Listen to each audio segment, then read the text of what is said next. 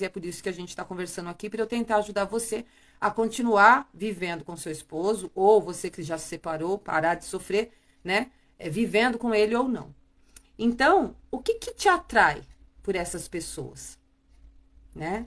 Você já parou para pensar? Porque algumas pessoas que eu também acompanhei disseram, é o carinho, a atenção, o cuidado comigo.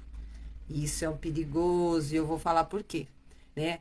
A minha experiência com a pessoa que eu me casei, fiquei 18 anos, foi a compaixão. Eu comecei, nossa, coitado, um amigo meu passando por isso, eu nem sabia, porque até aí não tinha nenhum envolvimento emocional, eu namorava uma outra pessoa e ele namorava outra pessoa. E aí, quando passou o tempo, ele terminou com essa pessoa e a gente começou a conversar, e ele já estava há algum tempo limpo ou tentando se recuperar, o que eu vi nele? A pessoa que eu conhecia na minha comunidade, uma pessoa cristã, uma pessoa de um papo legal, uma pessoa interessante, bonito, que poderia, por que não, ter uma relação ali com ele, né? E aí algumas pessoas me falaram, mas você não tem medo? Ele é usuário de droga e tal. Não, ele era usuário de droga, agora ele não é mais. Por quê? Eu tinha um registro de informação de que a pessoa podia parar a qualquer momento, que o meu primeiro namoradinho parou tão rápido, né? E aí eu achei que isso não tinha nada demais. Lê do engano, né? Mal sabia eu que ia acontecer.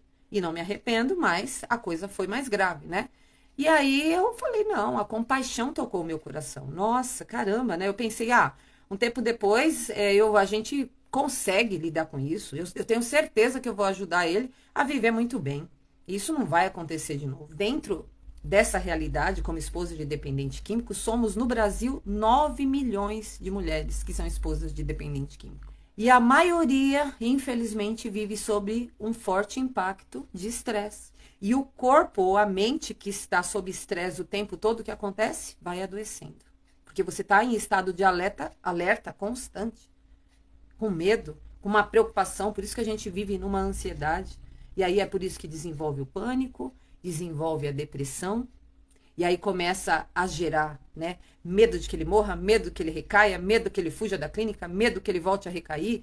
Aí começa a paralisar a nossa vida, porque a gente não consegue mais ver o futuro na nossa frente. Então, quais são os tipos de sofrimento que uma esposa começa a passar depois que se envolve, né? Achei que ele ia parar, achei que ia ser diferente, eu ia ter controle sobre a situação, é porque ele não era casado, e vai dando as desculpinhas para nossa mente, né? A gente começa a paralisar áreas da nossa vida pela instabilidade e insegurança que a gente está vivendo com aquela pessoa, porque uma hora está em cima, outra hora está embaixo, uma hora está preso, outra hora está solto, uma hora está internado, outra hora está em casa, outra hora está brigando, está recaído, outra hora está depressivo porque está sem as drogas. E aí a gente vive numa inconstância, né, de emoções, vive numa montanha russa de emoções. Aí não tem vontade própria, acaba vivendo a vida do outro, porque a gente já não quer mais saber do que é bom pra gente, a gente quer saber que ele não recai, porque se ele não recair, eu não sofro. E isso acaba nos deixando adoecido. Então, qual a solução que tem pra você, como esposa de dependente químico? Não é pra você largar ele por causa disso, mas você precisa, para aprender a parar de sofrer, você precisa entender que você precisa saber o que te levou a essa condição emocional. Por isso que você fica alucinada aí quando ele sai, quando ele não sai. Eu consegui viver com ele sem ficar sofrendo quando ele fazia as escolhas dele. Então, você também tem um vício que gera prisão emocional, que é a dependência de migalhas do outro. A gente vive na síndrome do pombo. Vive de migalha. Migalha de atenção, migalha de emoção, migalha. Você tem que ver se esse homem fora da droga, se vocês têm relação aí ainda. Pra você não ficar nessa loucura de salvadora. Às vezes você tá numa relação só porque você é salvadora. Se ele parar de usar droga, perde a graça. Já parou pra pensar nisso?